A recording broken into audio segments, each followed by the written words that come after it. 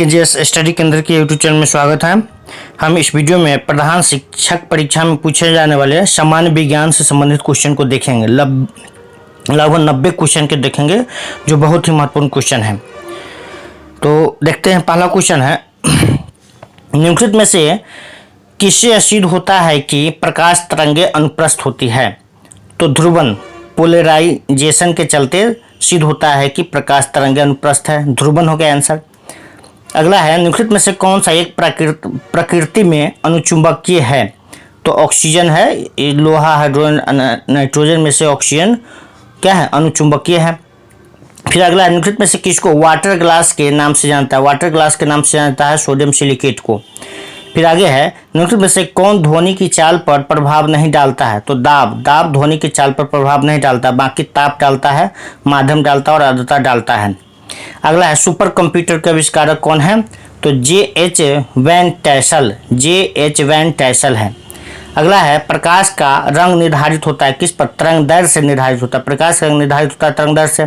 फिर वायुमंडलीय दाब किसके बराबर होता है? तो 10 पर पावर 5 न्यूटन प्रति मीटर स्क्वायर के बराबर होता है। 10 पर पावर 5 मीटर प्रति मीटर स्क्वायर होता है के बराबर होता है।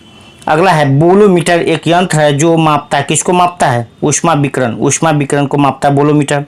फिर रंगीन टेलीविजन में प्रयुक्त होने वाला रंग कौन होता है? तो प्राथमिक रंग, लाल, हरा, नीला को प्राथमिक रंग कहते हैं। तो रंगीन टेलीविजन में इसी रंग का यूज होता है।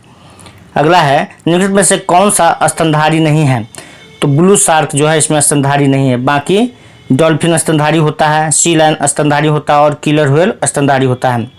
अगला है, कंप्यूटर विज्ञान में पीएचडी करने वाला प्रथम भारतीय कौन था? तो डॉक्टर राज रेड्डी थे।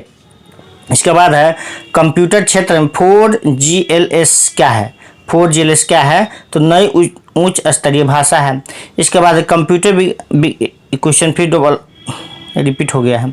अगला है, डायोड में धारा कितनी दिशाओं में बहती है? तो एक दिशा में। डायोड में जो होता है धारा एक ही दिशा में बहती है। फिर है, एक गोलाकार, एक घनाकार और एक वृत्ताकार प्लेट 200 डिग्री सेल्सियस तक गर्म किए जाते हैं और ठंडा होने के लिए छोड़ दिए जाते हैं। इनमें से कौन प्लेट शीघ्र ठंडा होगा? तो इसमें सबसे पहले वृत्ताकार ठंडा होगा। अगला है, अगर प्रकाश का आपतन कोण 90 डिग्री है और परावर्तन के बाद 30 डिग्री है तो माध्यम का अपवर्तनीय सूचक कितना हो जाएगा? तो 2 हो जाएगा, 2.0 हो जाएगा। फिर अगला है, प्लाज्मोडियम जर्म्स किसकी उत्पत्ति करते हैं? तो मलेरिया की उत्पत्ति करते हैं। मादा एनोफ्िलीज मच्छर में प्लाज्मोडियम जर्म पाया जाता है और वह जो है मलेरिया उत्पन्न करता है। इसके बाद विकिरण पैरोमीटर से कितना तापक्रम नापा जा सकता है? तो 500 डिग्री सेल्सियस से ऊपर को नापा जा सकता है। फिर है, भारत के लिए अत्यंत उपयुक्त अपारंपरिक ऊर्जा स्रोत कौन है? तो सौर ऊर्जा है।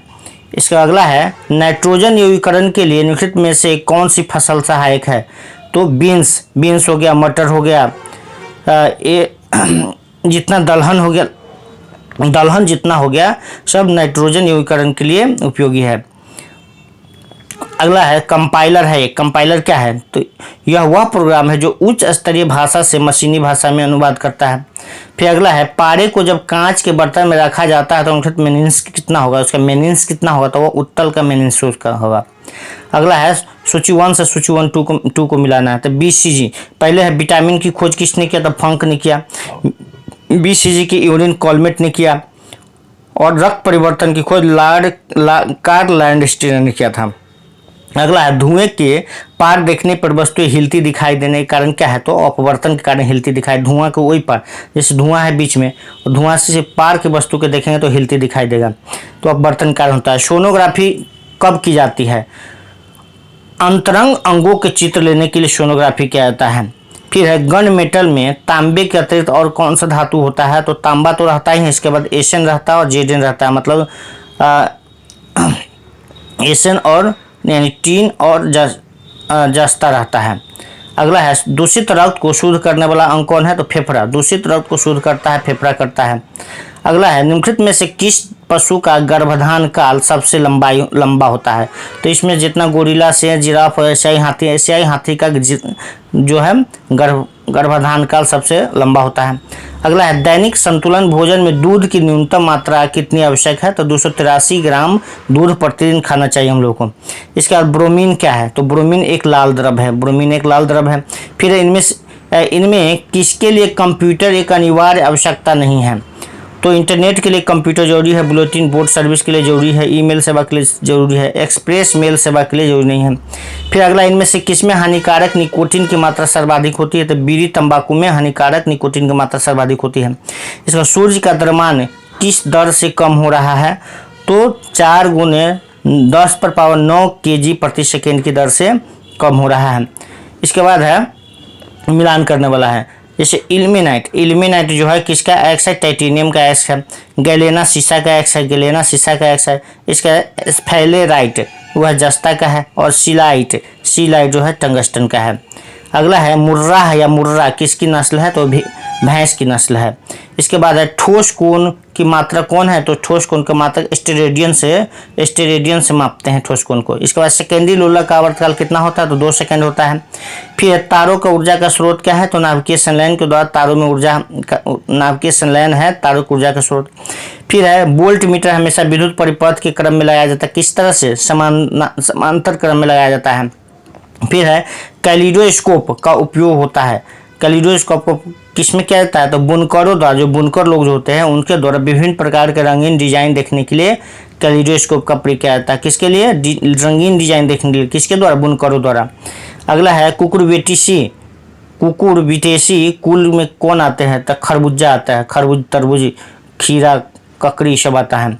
अगला है प्रथम घरेलू उपकरण कमोडोर है VIC 20/20 हो गया। अगला है कंप्यूटर बोर्ड में कुल कितने संयोजक होते हैं? तो 8 संयोजक होते हैं। फिर है तारों के कारण घटित अंतरिक्षीय परिघटना कौन सी है? तो कृष्णिका छिद्र है।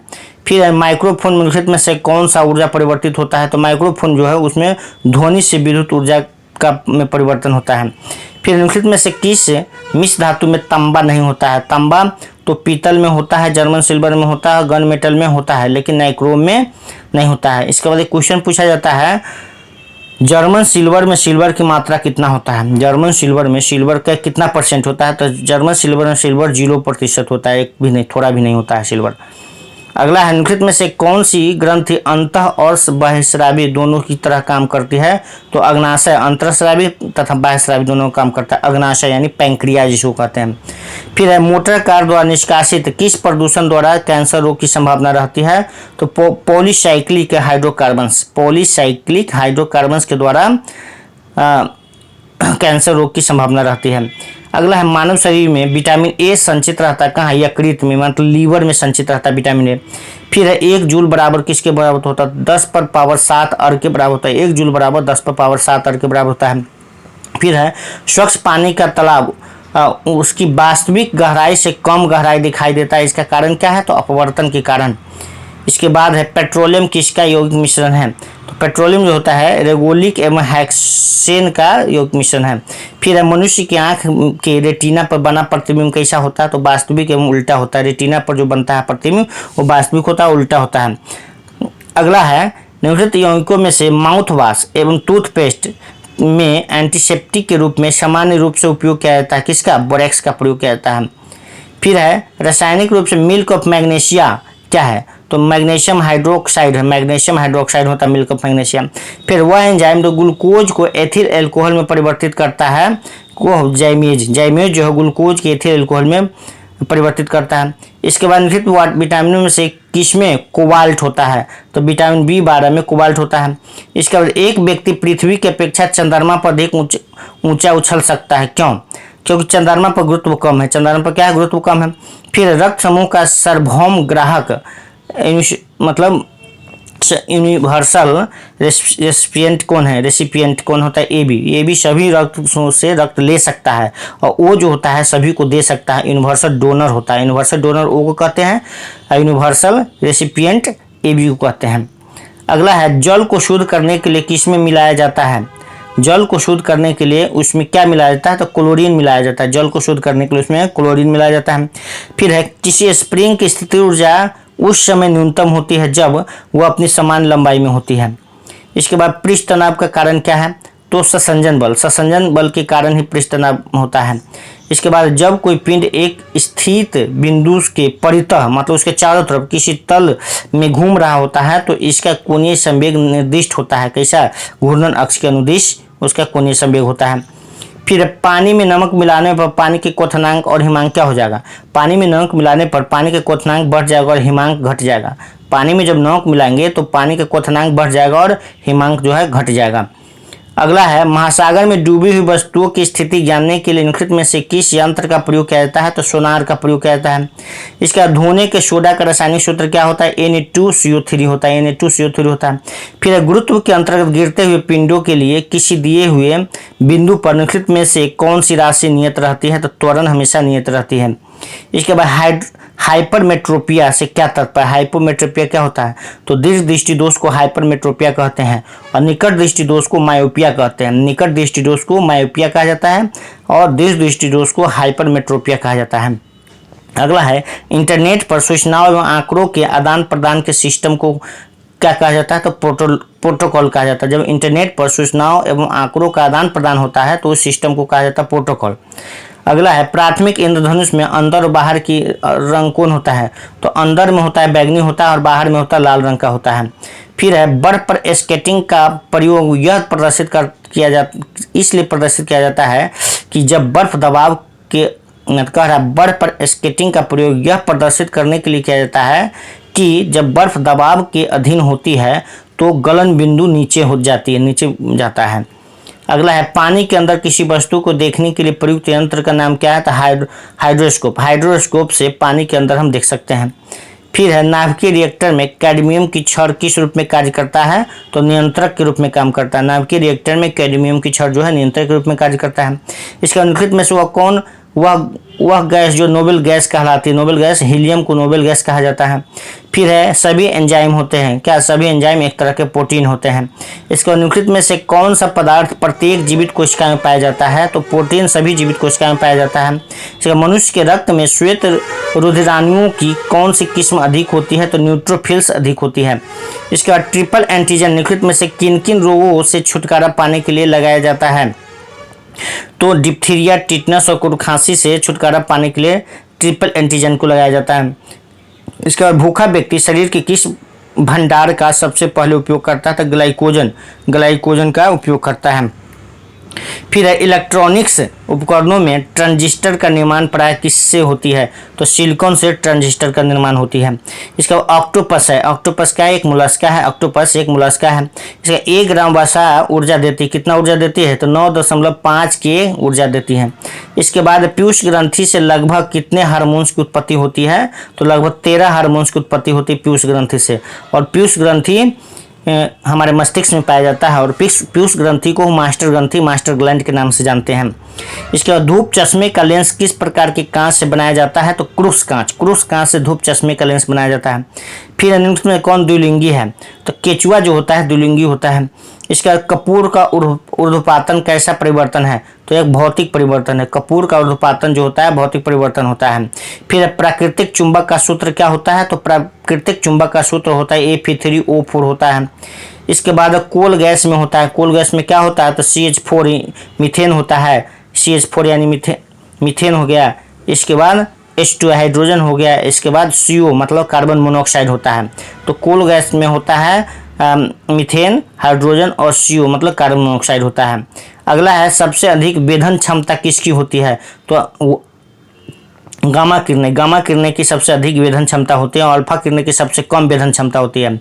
सबसे कम वेधन क्षमता गामा किरणें की होती है, सबसे अधिक वेधन क्षमता सबसे कम वेधन क्षमता अल्फा किरण की होती है और सबसे ज़्यादा वेधन क्षमता गामा किरणें की होती है। अगला है किस ताप पर ध्वनि के चाल 332 मीटर प्रति सेकेंड होता है, तो 0 डिग्री सेल्सियस पर। इसके बाद है कौन मस्तिष्क की कार्य प्रणाली की नकल करने वाला सबसे छोटा और तीव्र गति का कंप्यूटर होगा, तो वह क्वांटम कंप्यूटर होगा। इसके बाद है माध्यम में तापमान की वृद्धि से प्रकाश की गति क्या होगा, प्रकाश की गति अपरिवर्तित रहती है। तो इस तरह से लगभग 90 क्वेश्चन को इस वीडियो में देखिए, जो प्रधान शिक्षक परीक्षा के लिए साइंस से संबंधित क्वेश्चन था और बहुत ही महत्वपूर्ण क्वेश्चन था। फिर इससे आगे अगले वीडियो में देखेंगे। तब तक के लिए धन्यवाद।